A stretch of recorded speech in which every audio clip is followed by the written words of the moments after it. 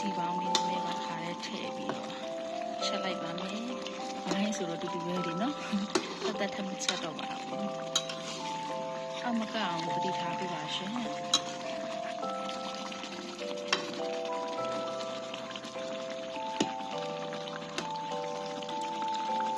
အခုဆိုရင်ငါးပြက်ကတစ်ဖက်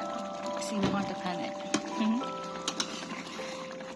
လေးပဲအားလေးလုပ်ပြီးတော့ချက်ပါမယ်ဒါထပ်ပြီးရေမထည့်ရသေးပါဘူးငါတို့ကတော့ငါးရထွက်တဲ့ရေပြီးတော့ခုနကကြီးမဲ့ရေထည့်ထားတဲ့ရေလေးပဲရှိပါတယ်အားလေးဒီတိုင်းလေးကိုတင်းပြီးတော့စီပြန်တက်အောင်တင်လိုက်ပါအောင်မယ်ဒီအနေထားလေးအရောက်မှာအချင်းစီပြန်ရေစမ်းလေးနည်းနည်းဆောင်းပါမှုကိုရေနွေးလေးထည့်ပါမယ်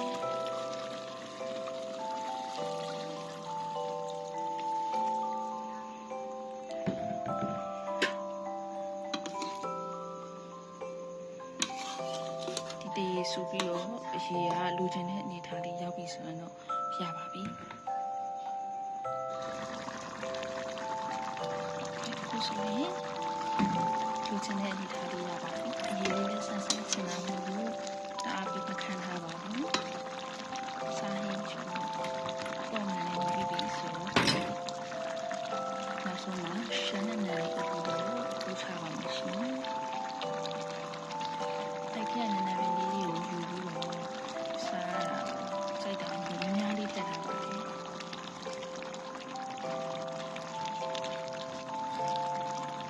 နာမည်နဲ့ပေါင်းနေတော့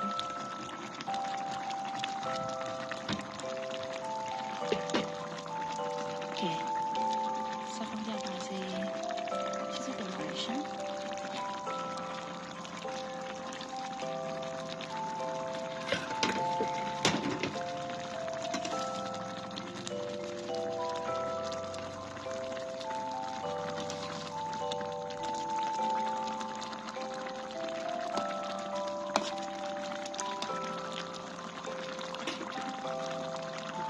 အားလေးတွေများနေတာကိုနည်း